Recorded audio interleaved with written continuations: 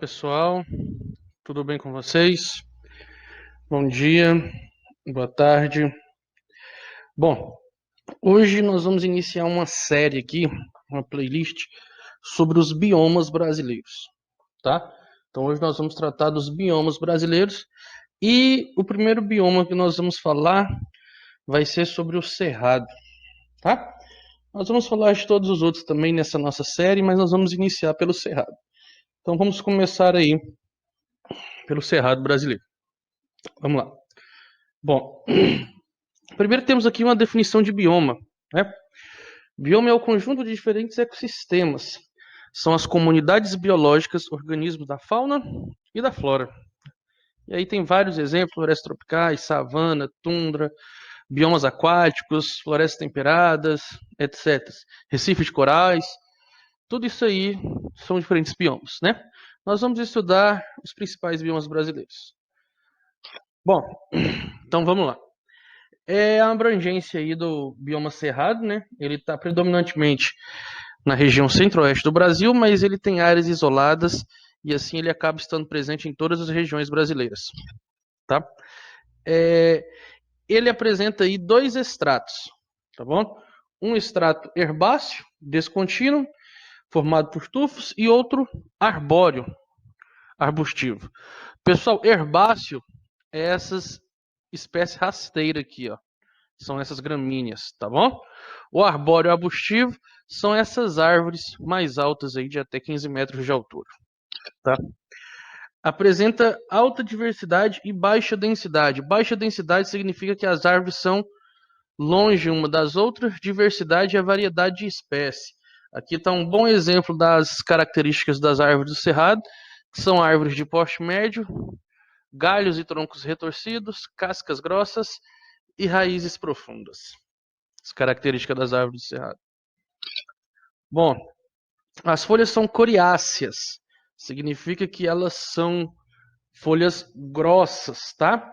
E espécies semidecíduas. Decíduas são aquelas que perdem as folhas no inverno.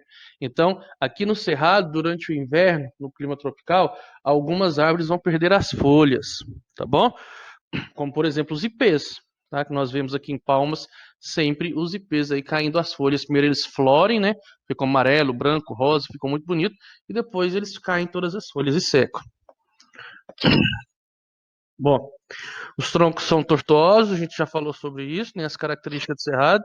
As raízes são grandes, são profundas as raízes. São profundas para poder capturar água lá no fundo do solo, porque aqui no clima tropical, no cerrado, né?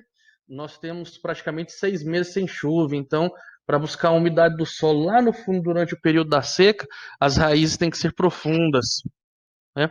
O cerrado apresenta em 3 variações fisionômicas: o campo cerrado, onde domina o estrato herbáceo, né? Essa vegetação rasteira, essa pastagem, como nós estamos vendo.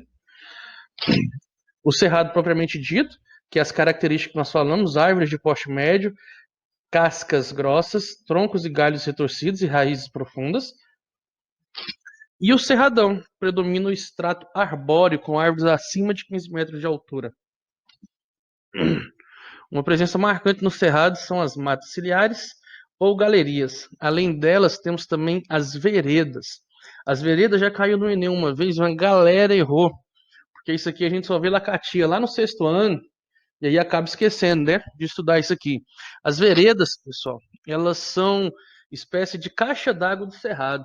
É onde vai ficar as nascentes. A gente tem uma definição aqui, ó.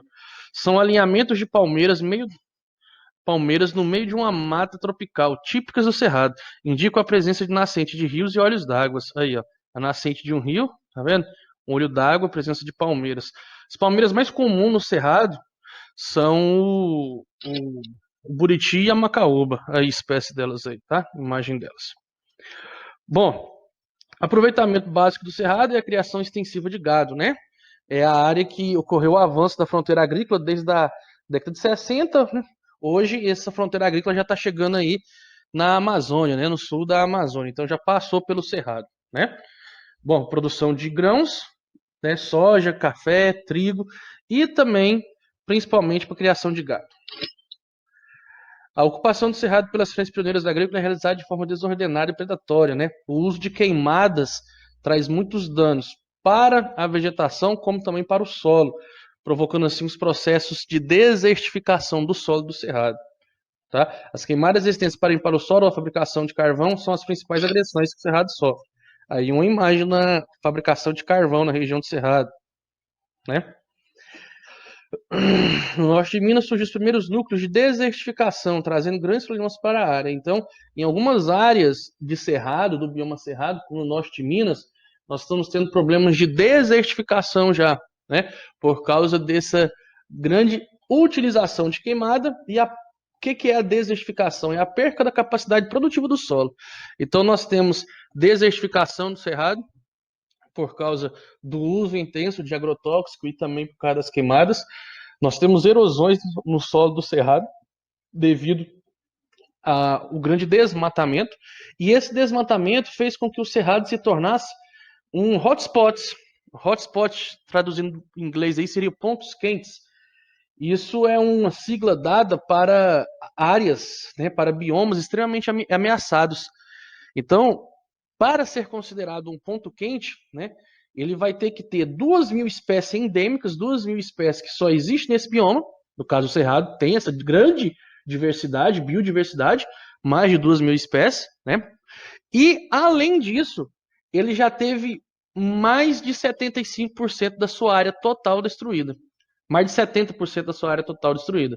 Né? O Cerrado vai estar aí ainda em torno de uns 25, 24% que vai estar restando de cerrado.